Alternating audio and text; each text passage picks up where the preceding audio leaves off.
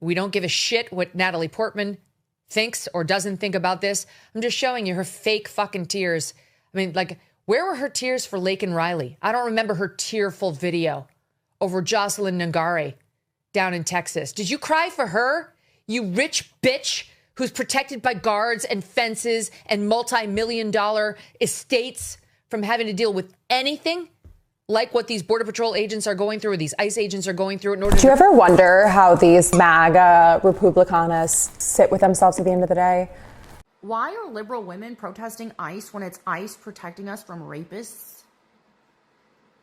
Like, you say you hate men, and yet you'll fight tooth and nail to keep illegal immigrant criminals here on our streets, where we already don't feel the safest to walk, but especially not with them on it. An ICU nurse just got shot in broad daylight in front of all of us by ICE, and conservative Christians looked at this situation and decided that the real problem is not these massed militia running with unchecked power through the streets, executing U.S. citizens and disappearing our neighbors and executing them in detention centers. The real problem is nurses' unions. I'm not kidding. And this is Willa. We're going to do a quick intro in a second, but Christian MAGA heads on the internet are saying that unions are to blame for this. Unions radicalized him into getting shot by advocating for better working conditions. And this conspiracy is gaining a lot of traction. It has over 12,000 people tapped in, and it's connected to this whole campaign where they're recruiting women on Instagram to defend federal agents, building snitching networks, and posting cozy lifestyle content about how staying home prevents you from getting shot. And I'm thinking about this issue of the Instagrammers in the sense that they're really not very informed on these issues themselves. They don't seem to have a lot of facts about who Alex Pretti or Renee Good were. Both of these individuals were both involved in extremely sophisticated, heavily networked, and well-funded underground organizations. I need to walk you through this ecosystem because it's genuinely unhinged at brainworm levels. But real quick, I'm Lauren Paritra. This is Willa Paritra and her ball. And we currently have a lead on Katie Miller, who is the wife of Stephen Little Bitch Miller, the white nationalist from Santa Monica, behind so much of this terror. And she's married to him on purpose. She made that choice, and she's building a podcast on the backs of stolen immigrants, including children, and we cannot have that. So like every subscription, every hype is an FU to Katie and Stephen Little Bitch Miller. So Mother Jones first covered this, shout out to them. And after Alex Pretti got shot, these women Christian influencers looked at the situation and went, our job here is to defend ICE. They didn't want to mourn, they didn't want to ask questions, immediately defending ICE. So Megan Basham is leading the charge. She's got almost 200,000 followers, and she wrote a book called Shepherds for Sale: How Evangelical Leaders Traded the Truth for a Leftist Agenda. She retweeted this theory about Pretti and how he, quote, might have been radicalized by the nurses union he joined.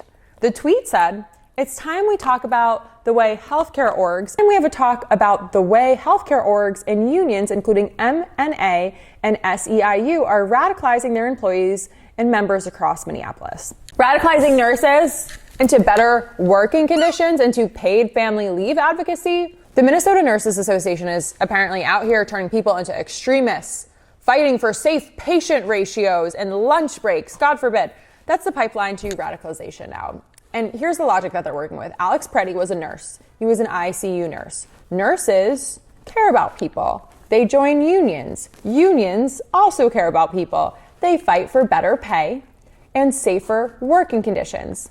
Fighting for workers is not radical. Therefore, Alex joining a union has not radicalized him. But if you ask these Christian MAGA women, he was radicalized into being on a street where ICE agents could shoot him. It's like saying somebody drowned because they took swimming lessons. The lessons gave them too much confidence and they got in the water and the water drowned them. But not really the water, it was actually the swimming lessons who emboldened them to get into the water. Obviously, the gun and the bullets and the pigs shooting them were what killed Alex Pretti. But how casually these women are running with this theory, I almost admire the audacity. What's it like to be that dumb? You know what? Let's just humor them for a second. Unions are dangerous. Someone joins a union and suddenly they're demanding reasonable work hours. Then they want health care that's not going to bankrupt them. Before you know it, they're radicalized into thinking people deserve dignity at work. Slippery slope. One day you're negotiating wages, the next day you're getting shot by federal agents. Tale as old as time. This isn't just one random conspiracy theory, though. It's very coordinated. Basham's not working alone here. Allie Beth Stuckey is in on it too. She's a podcaster who wrote an entire book called Toxic Empathy, off to a good start, how progressives exploit Christian compassion. Toxic? I feel like progressives are the ones being compassionate about our neighbors being kidnapped and disappeared into internment camps and killed, or people just being executed on the street. She thinks, in her book, Allie thinks that caring about people is a disease that progressives weaponize. Stuckey tweeted that Pretti and Renee Nicole Good, who obviously is another person executed publicly by ICE in Minneapolis earlier this month, were people made in God's image whose lives had value and their deaths are tragic. Okay, decent start, but then she pivoted. Their deaths were actually the fault of local law enforcement refusing to keep the public from impeding ICE and local politicians stoking the flames by calling ICE Gestapo. Would you prefer we call them slave catchers? Then she sends out this absolutely unhinged call to action. If your favorite fashion or beauty or home design influencer or what have you is posting anti-ICE sentiments, please DM me. I'd like to hear about it. Now they're starting a database. She wants Snitch It on beauty influencers for criticizing ICE. She's building a database, probably getting paid by somebody, of Instagram accounts that posted the wrong opinion about the masked militia executing people in the streets.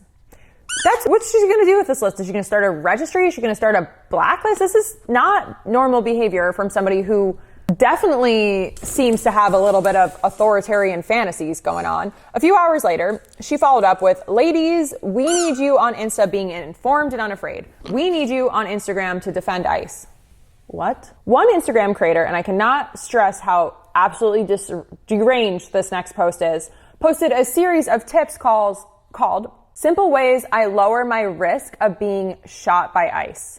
It's styled like one of those cozy Instagram posts, so I've been seeing a lot of leftist creators leaning into this one in a very funny way now, and I understand the origin. Soft lighting, linen everything, a ceramic mug on some corny reclaimed wood. Ooh, gay, very calming. But she's a total sociopath. The tips: drinking coffee and cuddling with my baby, cooking nutrient-dense meals, and hanging out with my husband.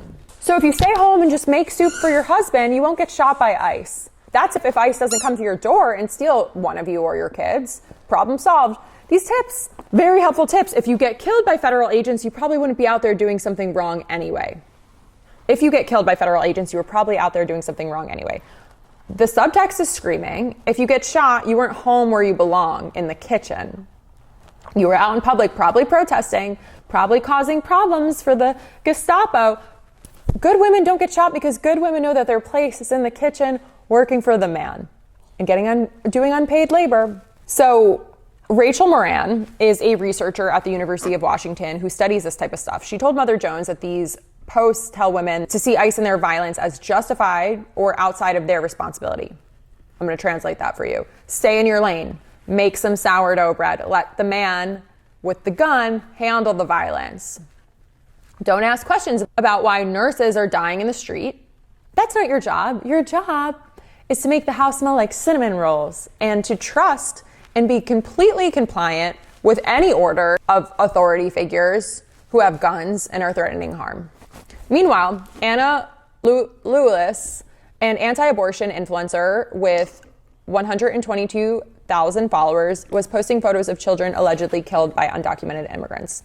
Just straight up using dead kids as props to make her point. See, immigrants kill people too. So actually ICE is shooting a nurse and that's totally fine and balanced. Conservative Mama, that's her actual handle. She has 135,000 followers, tweeted a photo of a college student allegedly killed by an undocumented immigrant. She wrote, "To those wanting to stop ICE, you are advocating for more innocent lives to be cruelly taken." So wanting accountability for a nurse getting shot means you want college students to die. That's the math that they're working with. So then we have Kristen Hawkins from Students for Life, and she decided to make it about abortion because why not throw everything in there? This is about the left, the party that celebrates 1 million abortions a year, wanting to stop Trump from enforcing our immigration laws. A nurse got shot, and somehow we're talking about abortion rates. Just scramble the whole thing, make it incoherent, throw enough talking points at people, and then they forget the original question, which is like, why is Alex Pretti dead in the first place? But here's where it gets interesting. Some of their own followers are actually pushing back.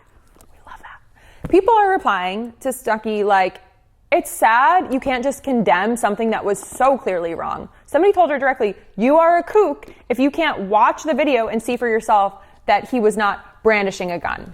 Even people who signed up for this are starting to crack. We're seeing that in the numbers. The cognitive dissonance is getting too heavy. You can only defend so much before your brain just starts sending distress signals.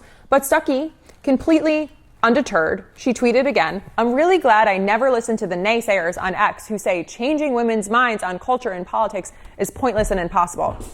I have seen their minds change over and over again. To others with me in that fight, keep slugging. She's in a fight to change women's minds about whether it's okay that federal agents shot a nurse and a mother. And she's thinking she's winning here. Keep slugging like she's Rocky, training for the championship. Except the fight is, can I convince some suburban moms that state violence is a good thing? And caring about state violence and your neighbors makes you a dangerous radical. Let me be so clear. A nurse got shot. A mother got shot. And they're turning this into a conspiracy theory about unions radicalizing people and a debate about abortion. An Instagram lifestyle campaign about staying home and making sourdough bread to avoid bullets in your skull and chest. And a snitching operation to create a database of beauty influencers and a whole referendum on whether empathy is dangerous. They made it about everything. They're so close. They made it about everything except what actually happened. Somebody died. Somebody was killed. Maybe we should ask why that happened. Because it wasn't because he wasn't home making sourdough bread.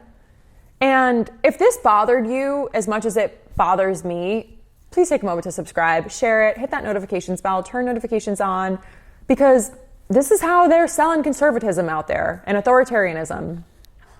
And we are just the team to combat that, but we need your help, and we cannot grow without you, and we cannot keep saying F you to Katie and Stephen Little Bitch Miller without you. So every like, every share, every comment is a push in that direction. And if you feel so called, you can donate in my Buy Me a Coffee. You can buy Willa's monthly medication and treatment, and you can support studio costs so we can get back in there. Whatever makes sense to you. Thanks so much. We'll be back.